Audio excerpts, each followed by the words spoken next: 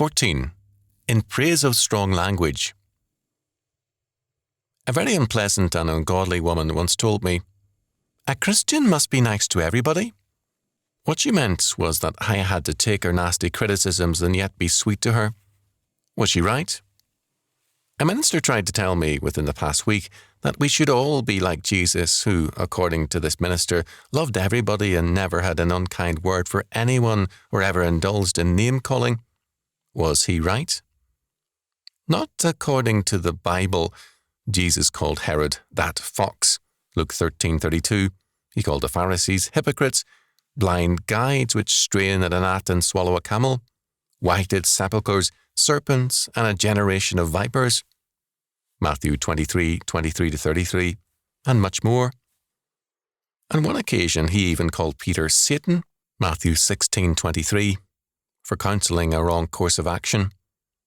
Nor is strong, blunt language lacking in the prophets and apostles.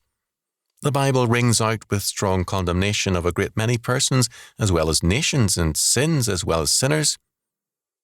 Neither Jesus Christ nor the Bible is nice to everybody, nor can we be without sin. The Bible's strong language does not represent sin or weakness on the part of the prophets, apostles, or Jesus Christ.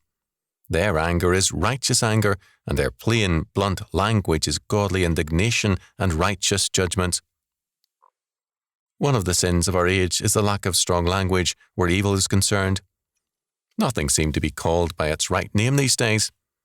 Murderers are called freedom fighters, and revolutionary mobs are called deprived and underprivileged people whom we must subsidize.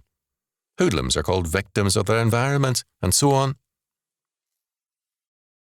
Because of the inability of many to face facts plainly, they are easily imposed on by knaves and fools.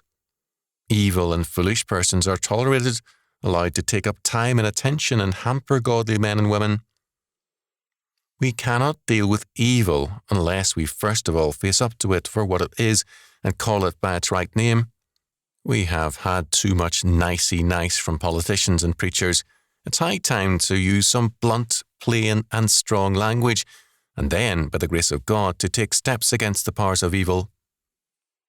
We cannot win a battle until we first of all recognize that we are at war. We need more strong language, strong deeds, and strong men. God give us such men.